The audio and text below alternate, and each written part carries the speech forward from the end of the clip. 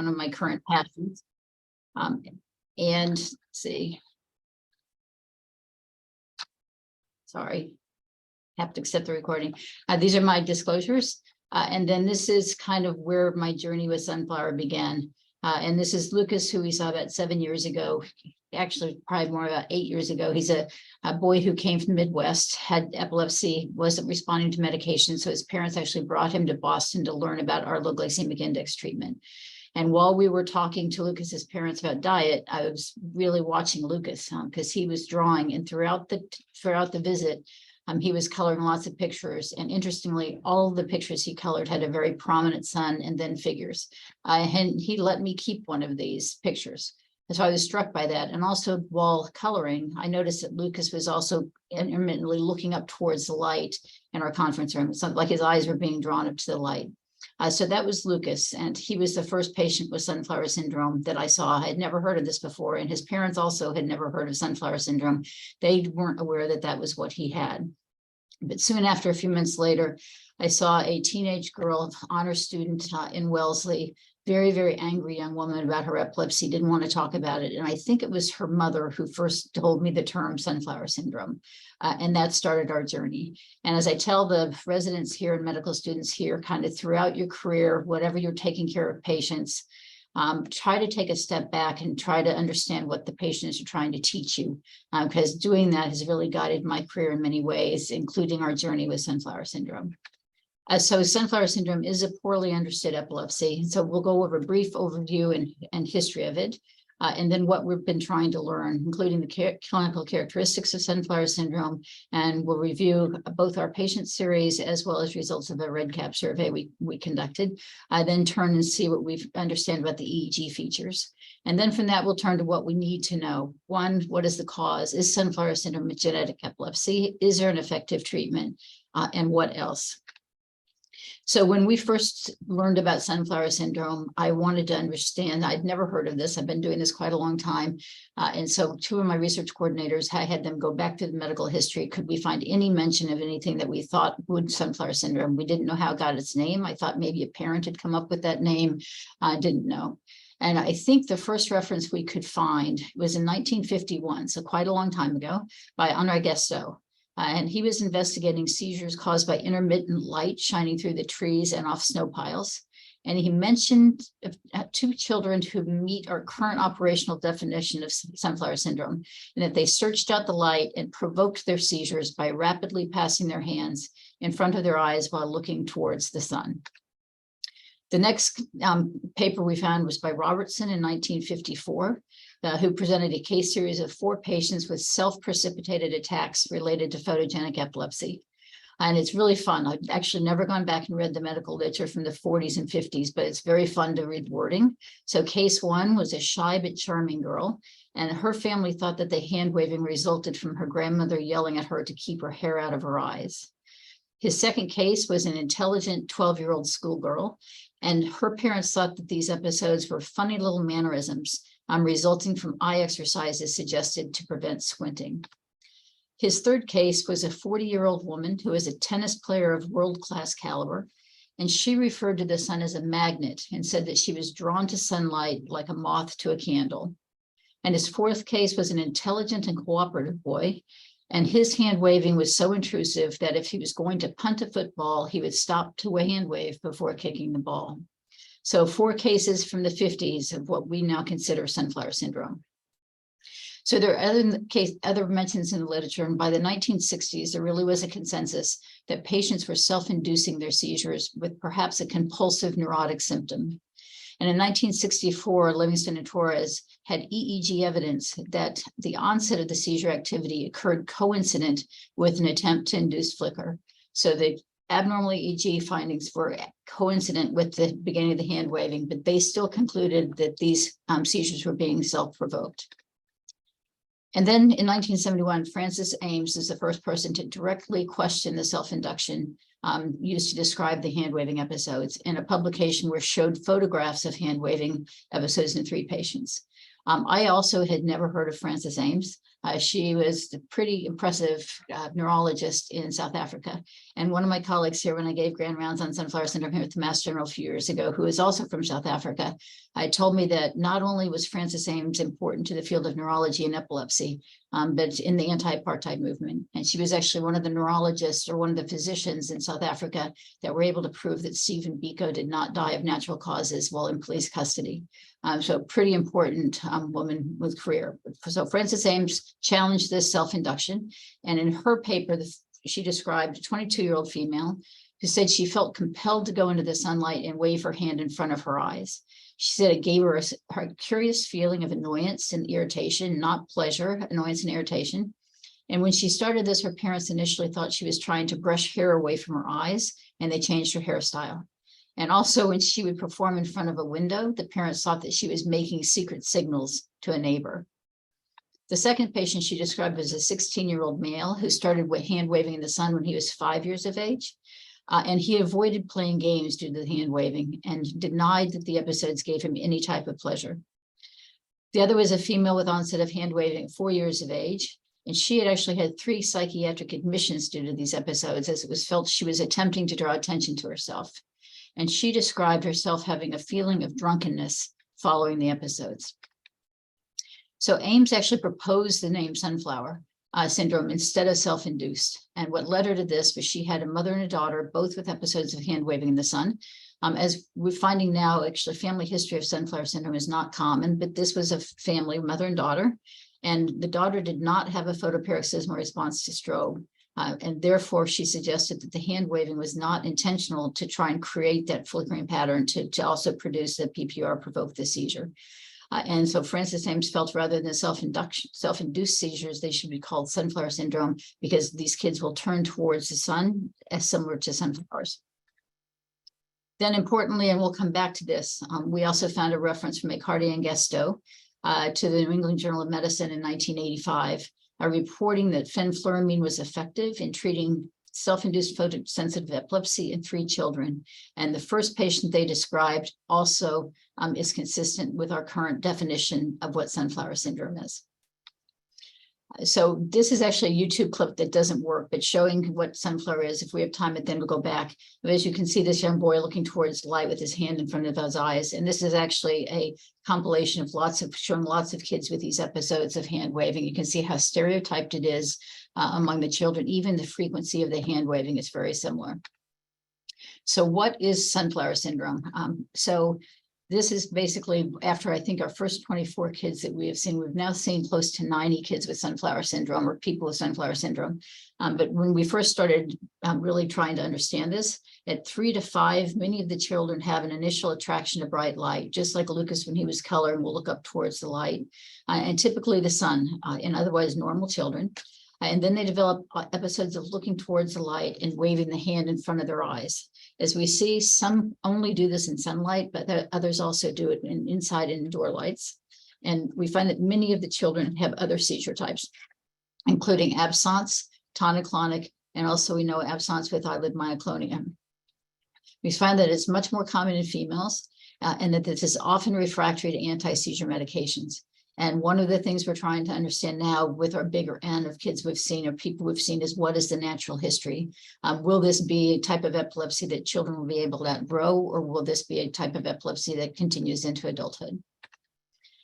So to try and get a better understanding, and we knew that this was rare, we weren't sure how many kids we were going to see. So we designed a pretty intense questionnaire, 138 questions, looking at all the topics shown here that we hosted on REDCap and distributed by email. And we did it both by kind of the patients we were seeing through the MGH Pediatric Epilepsy Program, as well as there's now a pretty active Sunflower Syndrome Facebook page for families. Our goal was to have 50 patients with stereotype behaviors and seizures consistent with sunflower syndrome. And in our final analysis, we had 68 completed surveys, which met our inclusion criteria. The majority were completed by parents or guardians. Some were completed by the individuals with sunflower syndrome, and about half of the respondents were patients that we had seen here at the MGH. The demographics of the folks completing the questionnaire, the majority were female, and the average age was 13.6 years with quite a range, but the majority were less than 18 years of age. And the majority were also white, although there were other races represented. As we thought from the kids we'd seen, about 60% of the patients had other seizure types, the majority being tonic-clonic. We also had absence, myoclonic, focal with altered awareness, other seizure types in focal, and about 20% had had at least one episode of a seizure lasting longer than 5 minutes. About half the kids described behavioral changes or symptoms prior to the onset of hand waving, and this was typically about 2 years prior to the hand waving episodes. And 7 explicitly reported that the symptoms occurred in bright light. And those behavioral changes or symptoms were eye rolling, eye fluttering and blinking, and we now think that these are probably absence with eye myoclonia, head shaking in 5, and also eye closing. And about 10% experienced this strong attraction to sunlight, and that typically started about 6 months prior to the onset of hand waving. The hand waving episodes had an onset at about 6.7 years of age with a pretty broad range, but the majority had onset, almost all had onset of hand waving less than 10 years of age. And we found that the frequency varied pretty significantly. The average number of hand waving episodes per week was over 2,000, a median of 100. So quite a range, as we'll see later, but some of these kids, once they hit the sunlight, they wave almost continuously. One of the kids we first saw when we became interested in this was a little boy who came from Arkansas, which I was pretty excited about because I'm from Arkansas, but he was 4 when we saw him. And about 80% of the time he was in the clinic room with us, he was waving his hand. So very obtrusive for him. 62% reported that the longest time interval between hand waving episodes was less than a day. So for the majority of these kids wave every day, 7% 1 month. And the majority wave exclusively with one hand, and about half the time that's their dominant hand. And about 60% felt drawn to the sunlight or turned their face towards the light prior to the hand waving episodes. The majority also reported symptoms after prolonged hand waving episodes. Many felt fatigue. For many, it also, prolonged hand waving would evolve into a tonic-clonic seizure. Some felt nauseous. Some had a period of unconsciousness, some had other seizure types, and a few had headaches. Then looking at other kind of demographics and comorbidities, about a third reported other neurologic comorbidities, ADHD being the most common, anxiety, autism, I've seen in some obsessive compulsive disorder, ADD, depression, as well as others. And the majority of these kids were good students, so 90% received A's or B's. 12% reported receiving C's, and very small minority reported receiving D's or F's. And now that we also have seen many more, the majority of these kids really do have normal intelligence. Some are on educational assistance or an IEP, and oftentimes that is to basically move their position in the room to get away from the lights or away from the windows. Looking at the triggering stimulus, and on this pie graph, as you can see, the majority kind of wave more in sunlight. The blue shows those that wave only outdoors in sunlight, and sometimes indoors with sunlight coming through the windows. There are some that kind of wave equally indoors and outdoors, and then there are some that wave more, very small minority that wave more in artificial light than in sunlight. So that we see that these seizures are triggered by bright lights, particularly the sun. And the artificial lights that can cause the hand waving vary from fluorescent lights to bright LEDs to strobe lights, stage lighting, hanging lighting. All of these were reported. Many also reported that transitioning from a dark area into a light area would provoke the episodes. And what we find, and we're finding now also in the increased number we're seeing, is that the majority report that stress and anxiety clearly affect the hand waving, usually by increasing the frequency, but also increasing the duration as well as the severity of the episodes. To reduce the frequency of hand waving, the majority do not believe that the hand waving episodes were voluntary. Remember that most of the people completing these questionnaires are parents, so the parents do not think the kids are doing this intentionally. 38% were never able to stop an imminent episode. and 62% said that they sometimes or frequently were able to stop an episode. And that's typically by occupying the hand that waves, getting out of the sun, or using some type of measure as a hat or sunglasses, as we'll look at. So non-pharmacologic management to try and reduce the episodes, 88% reported that the stimulus avoidance, either by wearing a hat or tinted glasses, would help reduce the frequency of hand waving episodes, although really significant compliance episodes. And we think that part of that is the draw to the sun, particularly in the younger kids, is so significant that they just will not keep the sunglasses or the hats on. 31% had also tried special tinted glasses, ranging from blue tinted Polaroid sunglasses, ice blue lenses, which you cannot get in the United States. So some of these folks had obtained these from outside the United States, as well as others. And about a quarter, and we're finding this also to be true in additional patients, says that welder's goggles are the most effective. Some said that focusing attention, and we're seeing this more common than we found in the questionnaire, that focused attention tends to reduce hand waving episodes. As we said, holding on to something, occupying the hand is sometimes effective, but there was varying degrees of effectiveness for all of these strategies. When you look at pharmacologic treatment of the epilepsy in these kids, the respondents had tried an average of 2.2 anti-seizure medications. And basically only 3 out of 68 reported elimination of hand waving episodes with medications. In addition, 5 had tried dietary therapy, 2 the classic ketogenic diet, 2 low glycemic index treatment, and 1 modified Atkins. And this is what we found basically with the treatment experience. So as you can see on the y-axis is the number of respondents who had tried the various medications or treatments listed on the x-axis. The black is how the total bar is the number of kids who tried that. The gray is in whom those treatments were effective. So as you can see, probably the most effective anti-seizure medication was valproate. But also of interest to me is if you look at the dietary therapy down here, you can see that even though very few had tried it, it did appear to be effective for those who tried it. So in general, kind of showing that most of our anti-seizure medications are not effective in kids with Sunflower syndrome. So then looking at the psychological impact, because this is one of the other things that really got me to be very interested in figuring out Sunflower syndrome, was I've taken care of kids with epilepsy for a long time, but this is a population of kids who in general are all very angry about their epilepsy. They don't want to talk about it.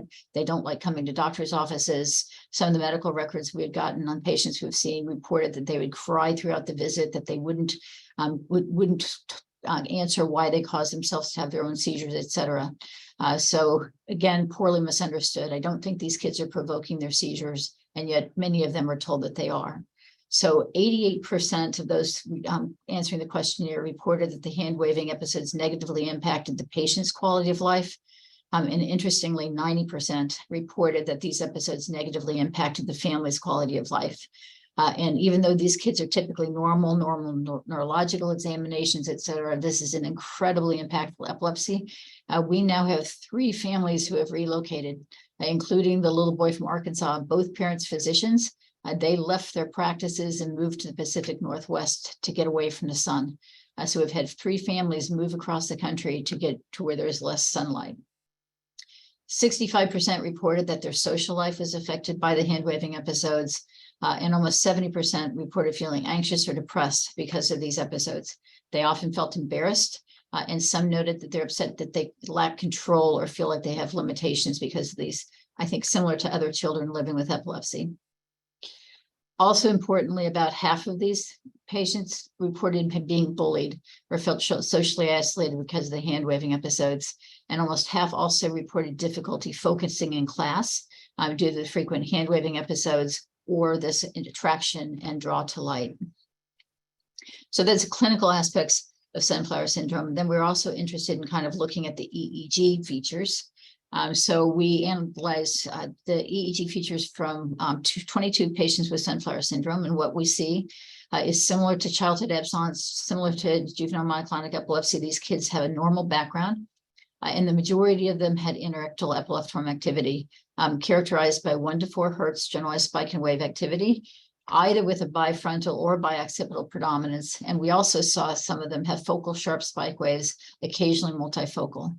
And some of these kids had very frequent interictal epileptiform activity, particularly activated when these kids went to sleep.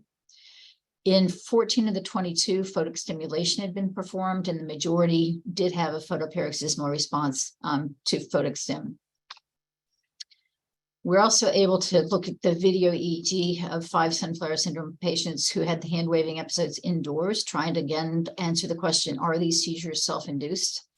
And what we saw with the ictal EEG is in general, some variation on the theme, but typically a 3 to 4 hertz generalized spike in wave activity, very high amplitudes up to 700 millivolts, and a duration ranging up to 24 seconds.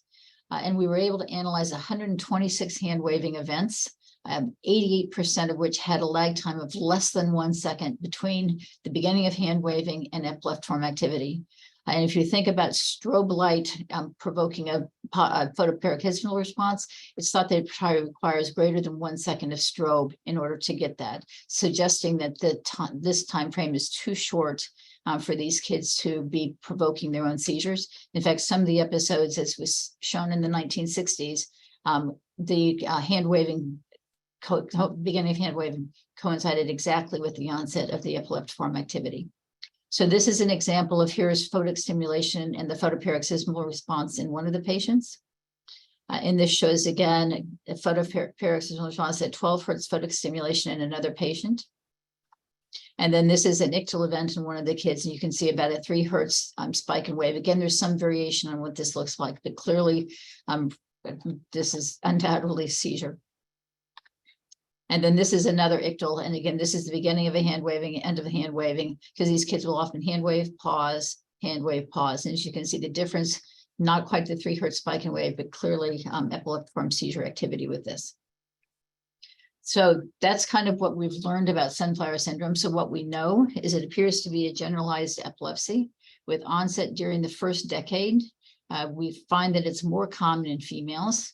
Find that it's often refractory, typically refractory to our anti-seizure medications. The hand waving does not induce the seizures, but this is an epilepsy, as we said, that's impactful, often with significant psychological, psychosocial impact. But there's a lot that we need to know. What is the relationship between being drawn to the sunlight and epilepsy? I think that being drawn to sun is not a part of the seizure. I think that's a compulsive behavior. And actually, one of the people involved with our program now is one of the psychiatrists here who's in charge of the OCD unit. MGH agrees. These kids don't want to go towards the light. They just can't stop being drawn towards the sun. So what is the relationship between this compulsive behavior and the seizure? What is the pathophysiology or physiology of being drawn to the light? Is this a genetic epilepsy? And if so, can we identify the gene? I'm really trying to figure out what is the natural history of Sunflower Syndrome. And then kind of going back to Cardi and Guesto's letter to the editor of New England Journal of Medicine, is fenfluramine effective? So we were fortunate after Zogenix started the fenfluramine trials in Dravet and LGS, and once it looked like the safety profile of that medication was actually pretty good, we were able to do an investigator-initiated IND of 10 patients with Sunflower Syndrome. And this first 10 cohort was prior to the pandemic. The age range was from 7.6 to 25.2 years with a median age of 13. And the gender was predominantly female, but we did have 2 males. These kids were on a concomitant number of medications, 1.5 was the mean, and they had been on prior meds. And the design of this was an open label with a 1-month baseline during which the parents maintained a seizure diary for the seizure types, not only hand waving episodes, but if the kids had tonic-clonic or other seizures. And we gave these because the hand waving episodes could be several hundred a day and they're difficult to count. And we actually gave the families clickers in order to get to try and keep track of the number of the episodes. At visit 2, after 1 month, kids started fenfluramine at 0.2 milligrams per kilogram per day and titrated up similar as in the other fenfluramine trials to 0.7 mg per kg per day, or a maximum of 26 milligrams. And the treatment period was 3 months. So 2 months titration, 1 month full dose. So a fairly short trial, and 9 of the 10 completed the trial period. The 10th basically developed a rash a couple days after starting fenfluramine, and rash has really not been seen with fenfluramine. And none of these kids were really local. They kind of flew in from out of state for this study. I guess two of them were fairly local. And we even arranged for this girl to go have a test dose of fenfluramine in an allergist's office, and she was just worried to do it. So she did not complete the trial, but 9 did. And I'll show you here kind of what we saw with these patients. So on these, the y-axis is the seizure frequency. And if you'll notice, there was quite a range in the number of episodes per day. But this is the first patient who was a 17-year-old male, and he did not respond. He actually experienced a slight increase in his seizure frequency during the trial. But if we look at the others, patient 2 was a 12-year-old female, and you can see the number of episodes she had would be up to 200 a day, and she had a almost 70% decrease in her episode of hand waving. And the third patient was a 25-year-old female. She had a lower frequency per day, but she had an almost 80% decrease in her average seizure frequency. The fourth patient was a 15-year-old female who also had quite a high frequency of episodes per day, and she experienced almost a 95% decrease in her average seizure frequency. Patient 5, 11-year-old female, she had a 41% decrease in the average seizure frequency. Patient 6 was an 8-year-old male, so the second male in the trial, and he had a 44% decrease in his average seizure frequency. Patient 7 was a 15-year-old female who also had quite a dramatic response, close to 100% decrease in her average seizure frequency. Patient 8 was an 11-year-old female who also had about an 85% decrease in her average seizure frequency. And patient 10 was a 15-year-old female who had a 92% decrease. So again, in our questionnaire, we've found that most of our anti-seizure medications are not effective in this. And in this cohort of patients, we found that fenfluramine could be very effective. So kind of combining all those patients together, this shows that we've had basically a reduction of 84% in hand waving episodes in this cohort, which was fairly impressive. I'll add that kind of we were able to do a second 10 cohort, which was complicated by COVID. And we recently published that. I didn't have a chance to make a slide. We found that that cohort also responded, not quite this dramatically. That cohort had about a 33% median reduction, but also still statistically significant. And in that, which was recently published, we also looked at this initial cohort and found that of the kids remaining on fenfluramine, I think 6 of them are still on fenfluramine. There is maintained efficacy, so maintained response over now a couple of years with the medication. We did do EEGs with our first 10 in the cohort, and kind of prior to starting fenfluramine, and then after the 3-month period. And then kind of what we saw was the majority had epileptiform activity on their EEGs, mostly generalized polyspike and wave discharges. Before treatment, 8 of the 9 patients had epileptiform activity. Afterwards, only 6. And we also saw a reduction in the frequency of discharges with before treatment, almost 74 spikes per hour down to 50 spikes per hour following treatment. 5 of the 9 patients also did have a photoparoxysmal response prior to treatment, whereas only 3 did following treatment. So showing that fenfluramine also has the ability to quiet down or improve the EEG. Interestingly, this I was surprised by. We also looked at cognitive and behavioral outcomes and did neuropsychological testing during visit 2. So kind of prior to starting fenfluramine and at visit 5. This shows the tests that were administered. And the results, and this is why I was surprised, is that we did see a meaningful increase in full-scale IQ scores with a mean increase in 8.3 points and a median of an increase of 18 points. And this was clinically significant and was observed by the families. Because of the bullying in part, some of these kids are homeschooled, and the parents that were homeschooling their kids reported that the kids were finishing their work much more quickly and were making kind of more dramatic cognitive advances. And also seen in the kids in schools that their overall level of functioning improved, even though that was a fairly short treatment period. So Sunflower syndrome, where do we go from here? We're trying to determine what is the natural history of Sunflower syndrome. As I said, we've now seen close to 90 patients with sunflower syndrome. Interestingly, one of the things we're finding, and we're going to kind of describe in this natural history, is that most of these kids are not being diagnosed by neurologists, at least initially. Most of these kids are being diagnosed via social media. It's actually fairly dramatic. And kind of about a couple months ago, one of my first research coordinators sent me a TikTok clip. It's a 13-second clip of a kid with sunflower syndrome, identifying it as sunflower syndrome. And by the time I saw this, there had been 357,000 views. So many people are seeing this on TikTok. There was also a piece on the Today Show a couple of years ago, and people saw this. We were very incredible experience for us about a month ago now. We were contacted by a 76-year-old woman in California. She's an emeritus professor of history at UC Irvine, and her therapist 2 weeks before we talked to her had said, I think you might have had sunflower syndrome when you were a kid. This woman had never heard of sunflower syndrome. And so we talked to her for about an hour and a half, and it was an amazing experience talking with her because she could tell us what she remembers of her epilepsy when she was a child. And she was diagnosed with epilepsy. She had tonic-clonic seizures, and she had hand waving again, which were thought to be provoking her own seizures.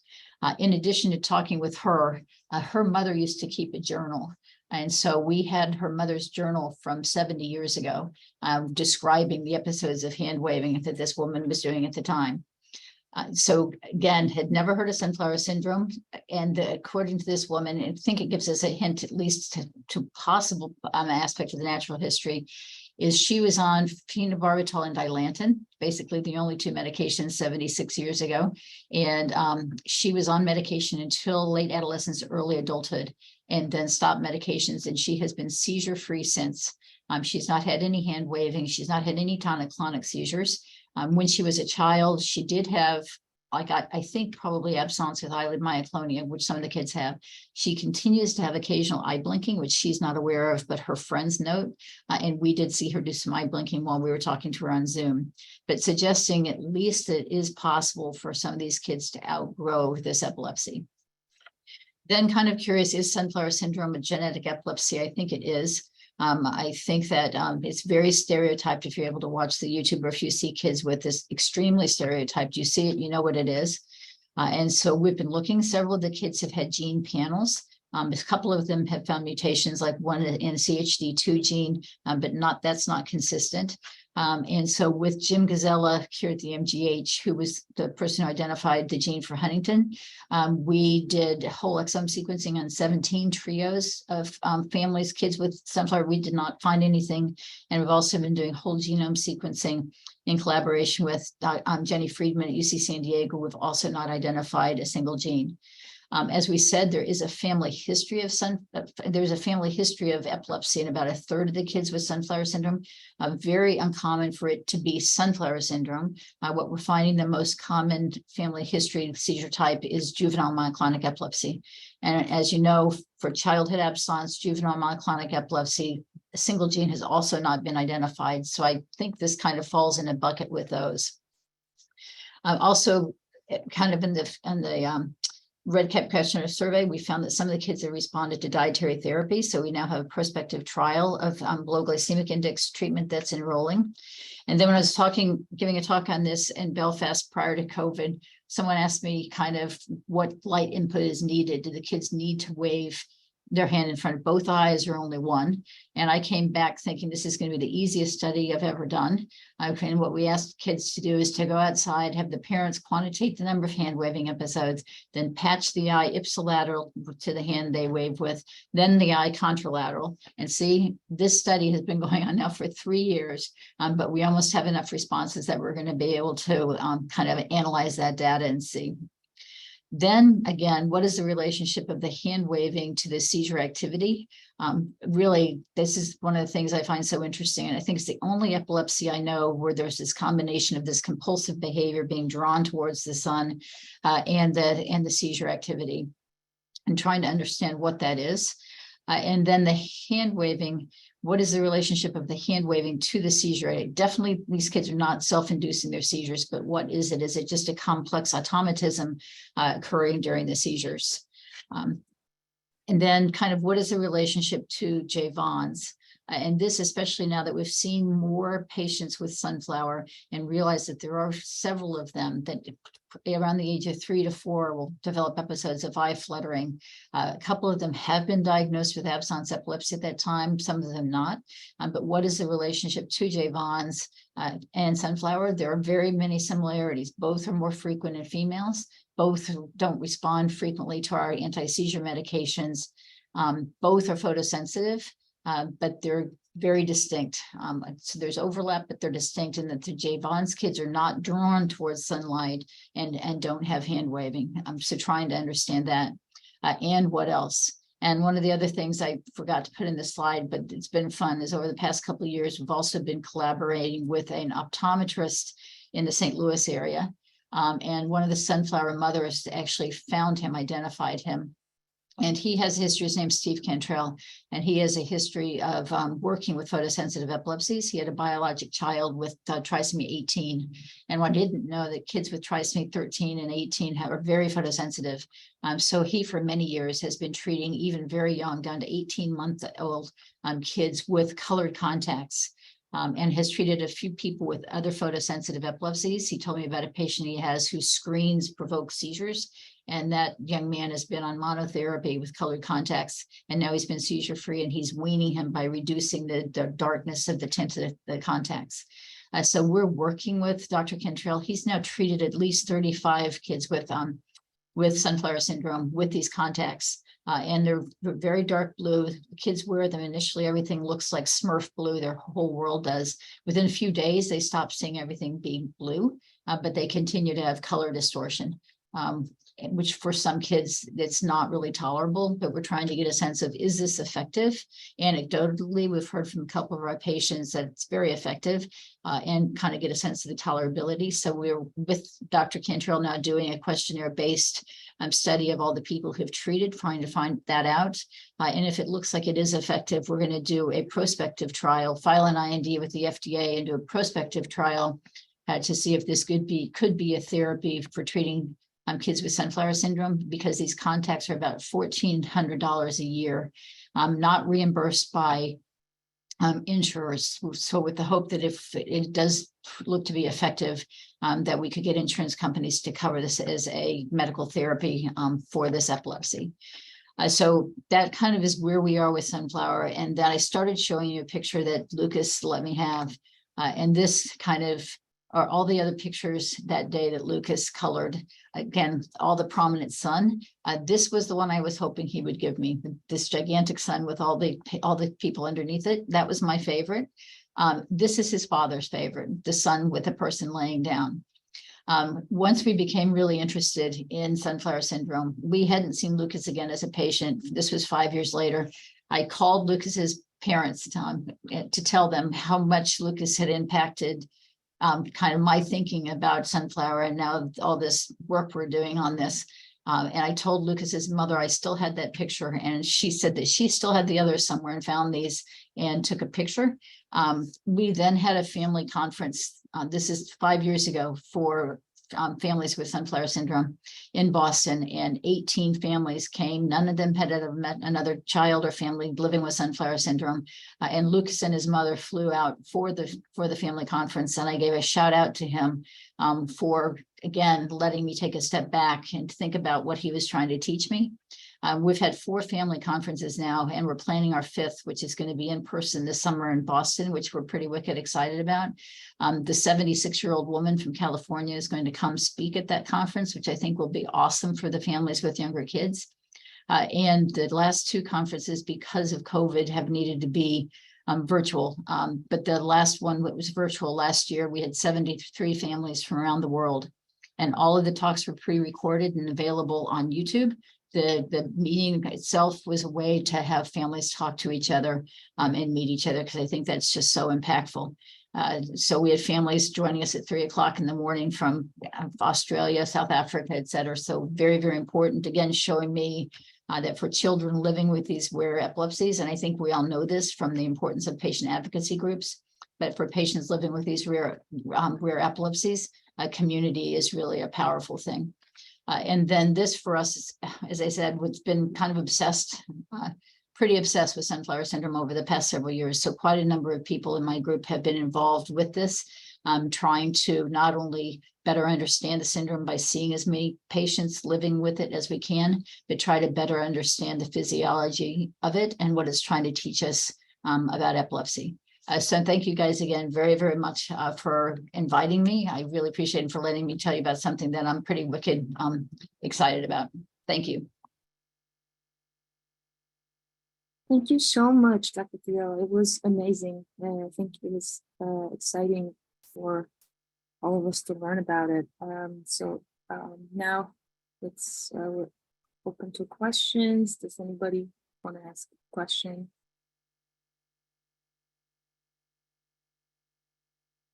Oh, can you hear me? This is Greg. Yes. Hi, thank you for the talk. I have a question. So if I understand correctly from your figures of fenfluramine response, the two male responded less than all the females. Do you think there is any relationship of estrogen, or just the number is too low? Like it's just, you can't conclude anything. You know, that's a really good question. I think it's that the number is probably low. I think that especially that first cohort, if we compare it to the second cohort where we didn't get the big 85% reduction, we got a 33% reduction. I think that probably we were swayed. The N was low overall. So the efficacy, I think, was overestimated in the first population. But, it's a really good question, because I don't think anyone understands why, or I certainly don't understand why sunflower syndrome appears to be much more common in girls. I don't think anyone understands why J-Vons appears to be much more common in girls. So maybe there is an influence of hormones in this epilepsy. I don't know, but that's a really good question.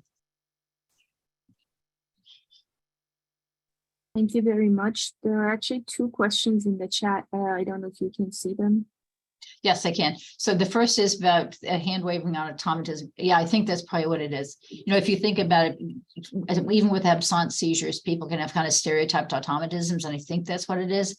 It's just so interesting, though, because if the kids occupy the hand, it prevents the seizure. So it's not just simply an automatism.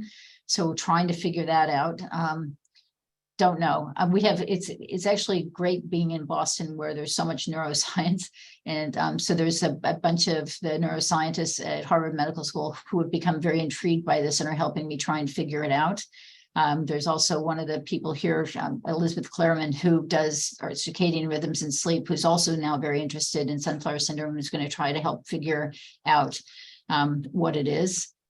We're also we're working, there's a group now internationally working on sunflower syndrome that are trying to work with a watch company to get a watch to better quantitate these episodes, because our method of quantitating during our fenfluramine trial, it's not perfect. The parents aren't with the kids every day. Also, the amount of sun varies every day. So having a more quantitative measure would be great.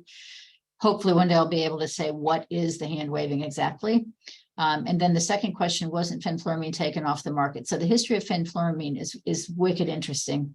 And Jean Cardi started using fenfluramine in the 70s, actually, when fenfluramine became available to treat seizures in France. And the best I can figure out why is because serotonin modulation of fenfluramine, and since there's such a significant comorbidity of mental health issues, anxiety in people with epilepsy, could it help both? In fact, and in addition to the fact that there were very few seizure medications in the 70s.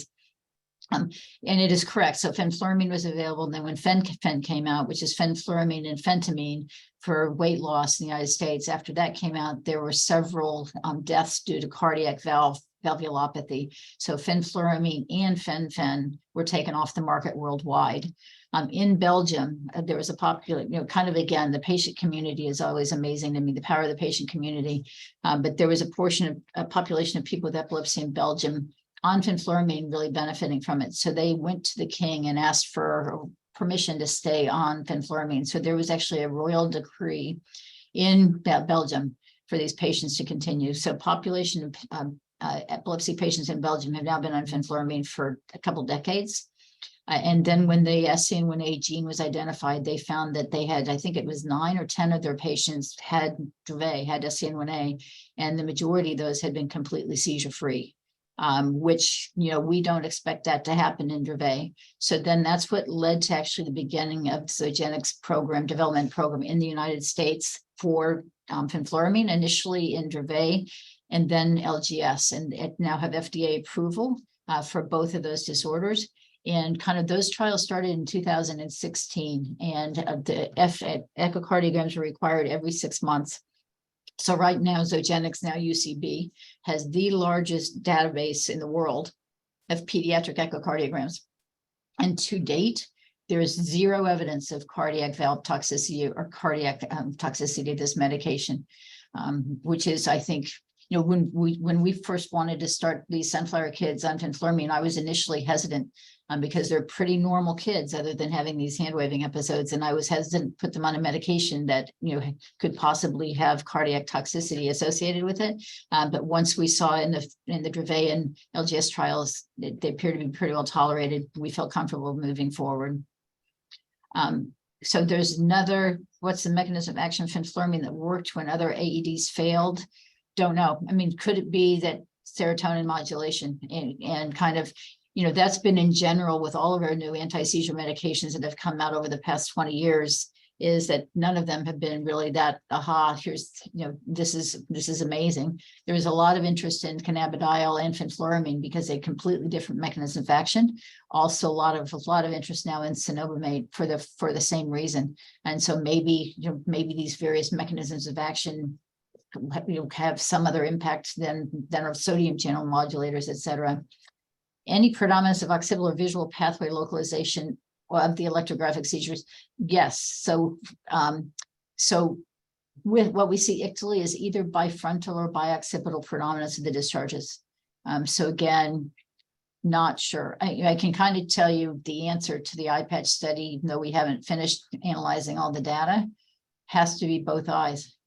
And when we were telling one kid parent we saw recently about this eye patch study, the dad said, "Oh, that's right. She had to patch an eye for a while for business, and she never waved when she had it patched." And Lucas, who we still follow, he developed pretty frequent tonic-clonic seizures and a very strong draw to the light. And his family they have a 20-foot deck in their back yard, and his dad almost missed catching him when he was out hand waving, went into a tonic-clonic seizure. So very impactful for him to even be able to go outside. So he started intermittently wearing a patch before we even started the study. I thought it'd be worth trying. And it helps really reduce the frequency, except, if you're wearing a patch, you don't have depth perception. So kind of participating in activities and everything with an eye patch isn't really helpful, but we kind of know. So now we're trying to figure out, well, what does that mean if the hand waving has to be in front of both eyes instead of just one? Quick question, Dr. Thiele. Does fenfluramine affect the other seizure types as well, or only? Good question, Fatima. Yes, it does. So a couple of the people who have been in our initial cohort had tonic-clonic seizures, and they have been seizure-free with regard to tonic-clonic seizures since starting fenfluramine. That's also what we're trying to figure out about the contacts.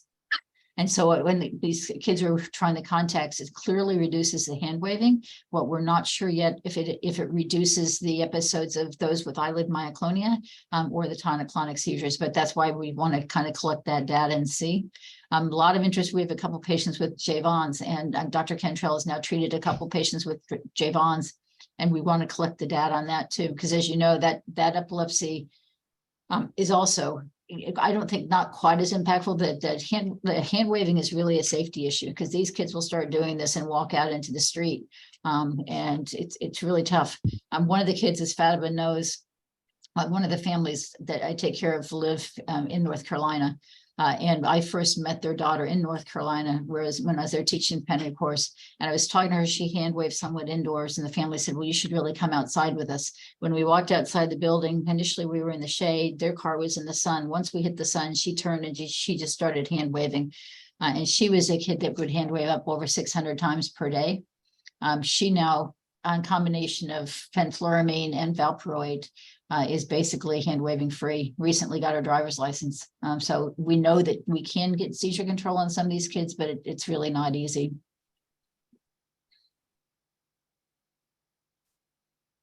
And thank you so much. I have one more question. You mentioned that behavioral changes start way before hand waving starts.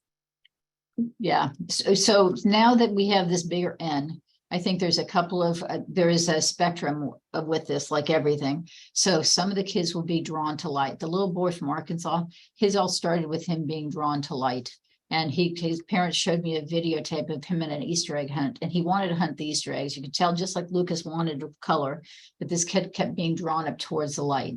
And he had started this behavior. The parents had noted this. And then that day at the Easter egg hunt was the first day, while looking at light, he hand waved. And then when we saw him, by the time we saw him, he was hand waving all the time, indoors and out. And really impactful for him. When we met him at the age of 4, he was actually doing double-digit math. And then the next year, he made no cognitive gains because of the hand waving. So I think that it's the frequency of the hand waving. And for some of these kids, the frequency of the epileptiform discharges, there is a component of epileptic encephalopathy in these kids. I think kind of evidenced by the fact that we saw that improvement in IQ in a short period of time in testing. And then the other behavior, if the kids aren't drawn towards light, it's the absence, I think, with eyelid myoclonia that starts around the age of 3. We're hearing now several times that the kids will start that. The other thing we're finding that's hurtful for these families, it's also true through Javon's, is there's often a long delay in diagnosis. You know, kids will often be misdiagnosed as having tics. It's often thought that they're trying to push the hair out of the eye, and hair styles get changed. So quite a long delay in actually being diagnosed with epilepsy.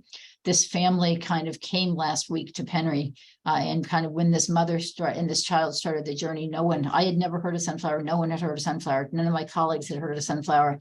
And I asked the residents, they came to tell their stories with the resident session last weekend. When I asked the residents, had anyone ever heard of Sunflower Syndrome? Every resident in the room raised their hand.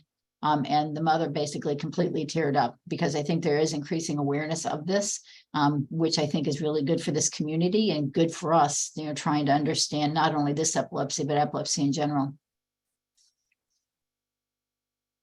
So I have one more question. It's Greg again. What's the natural progression of, so you told us about this woman who grew out of it. What's the natural progression for the sunflower syndrome? What the people in like 30s and 40s, how do they leave? What happens to them?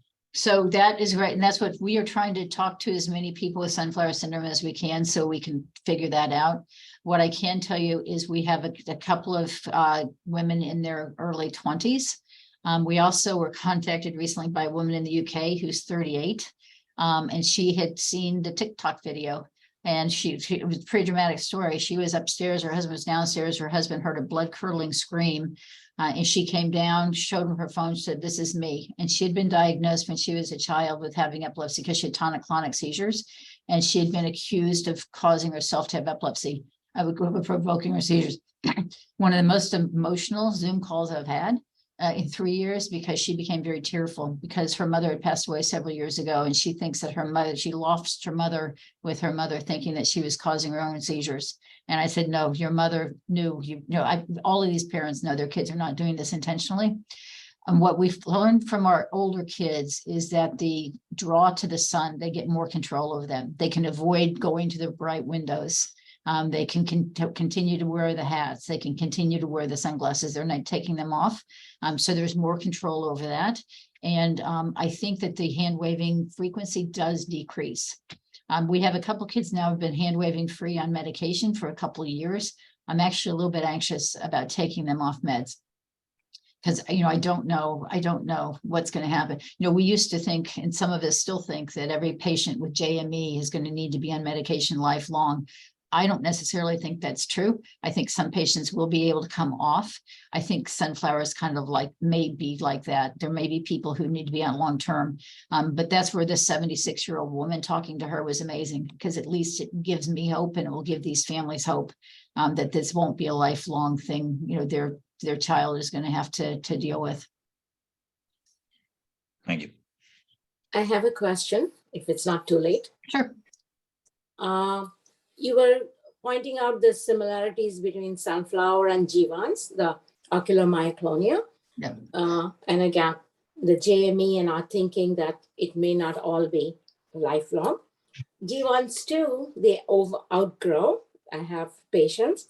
So again, I'm likely to think, and the older patients that you have, of saying, yes, we don't know to generalize this yet, but I think the consensus or our gut feeling, which most of the times is right, that they do outgrow. Yeah, I think the other thing all these families want to know is if the tonic-clonic seizures are going to happen, when do they come? And so that's what we're trying to increase our N, and kind of this N now of almost 90. It's a very interesting population, not only the delays in diagnoses, but the other seizure types, the family histories, and then kind of what happens with time. And we're hoping to identify more people, once kind of there's even more awareness that kind of might realize that that's what they had. After the Today Show episode, we got called by from a father in New York whose son is in his early 20s and had been diagnosed with seizures when he was a kid because of tonic-clonic seizures. And the dad saw this thing on Today Show and said, "Oh my God, that's what my son has." He had never heard of sunflower, and the hand waving had never really been connected to the seizures. When I talked on this at the University of Oklahoma prior to COVID, they had a couple of kids that had this, and they called it tickelepsy, because they actually thought that this was a tick. And then the kids had epilepsy in addition. So kind of then putting it together that it's all part of the epilepsy. But it's kind of humbling to me. There have been several things in my career that have been very humbling to me. But this was in the medical literature. This was written about from the 50s. Francis Ames described this and named it in the 70s. And then it was basically lost for a few decades. And so fortunately, people are beginning to kind of understand. And I don't think it's that rare. I mean, we get called by sunflower families weekly. I think we have 4 more that we're going to do meet and greets with in the next week, just without officially seeing them, meeting them via Zoom, so we can try and learn their story again, trying to learn more about this. And we are seeing more of a spectrum of kind of what happens with time, presentations. I didn't understand how many of these kids had eyelid myoclonia when this first started. And the ILE recently grouped sunflower in with J. Vaughn's or eyelid myoclonia, and it clearly there are overlaps, but they are distinct epilepsies. And I think by trying to characterize them both distinctly, it's kind of I'm not a grouper. I kind of like to keep things separately so I can really understand them and learn from each and how they overlap. So now I'm also kind of expanding my obsession from sunflower to also J. Vaughn's. It's making my group really happy with me.